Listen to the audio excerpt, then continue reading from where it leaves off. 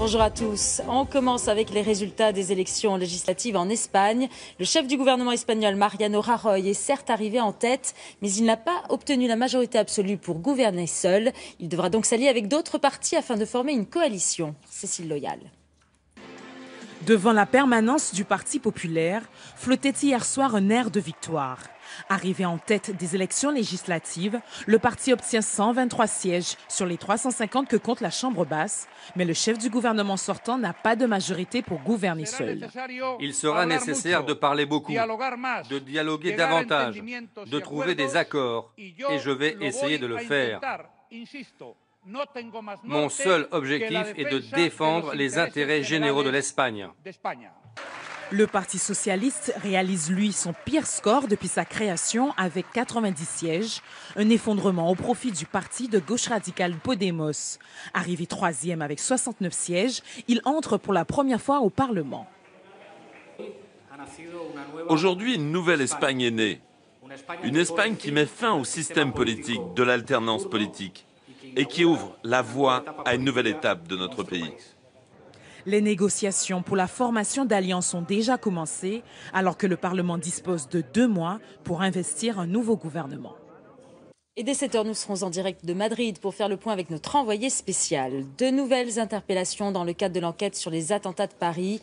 2 frères ont été arrêtés hier soir dans le centre de Bruxelles. Ils sont actuellement auditionnés. La police belge a par ailleurs mené une longue perquisition. Dans l'actualité également, l'avion d'Air France en provenance de l'île Maurice est attendu à Roissy ce matin vers 7h.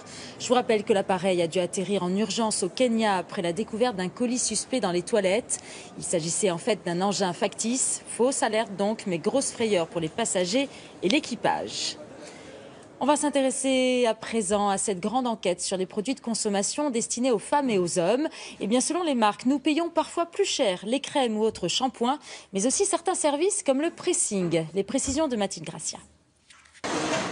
Le panier de courses est-il plus ou moins cher selon notre genre? C'est le résultat d'une enquête de la Direction générale de la concurrence remise au Parlement la semaine dernière.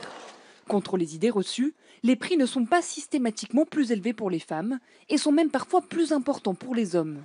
Le dépannage automobile, par exemple, est souvent moins coûteux si l'on est une femme. Les crèmes hydratantes restent bien plus chères en modèle féminin, mais l'étude pointe aussi quelques absurdités. Un déodorant avec alcool est en moyenne 3 € plus cher pour une femme, mais s'il est sans alcool, il est 12% plus cher pour les hommes. Pas de généralité donc, les associations qui demandaient cette étude dénoncent quand même les stéréotypes qui persistent dans le marketing. Faire du bénéfice reste bien la seule ligne à suivre pour les marques.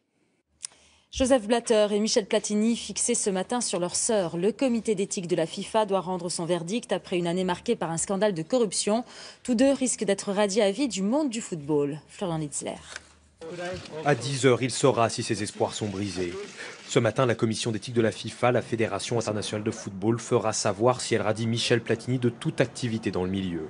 L'ancien joueur est candidat à la présidence de la FIFA, mais il est au cœur d'un scandale de corruption. En 2011, Michel Platini reçoit un versement d'1,8 million d'euros pour un travail de conseiller technique auprès de Sepp Blatter, alors président de la FIFA. Lui aussi est poursuivi dans cette affaire. Michel Platini réfute les accusations, il s'estime déjà condamné. Vendredi, son avocat a plaidé sa cause pendant 9 heures.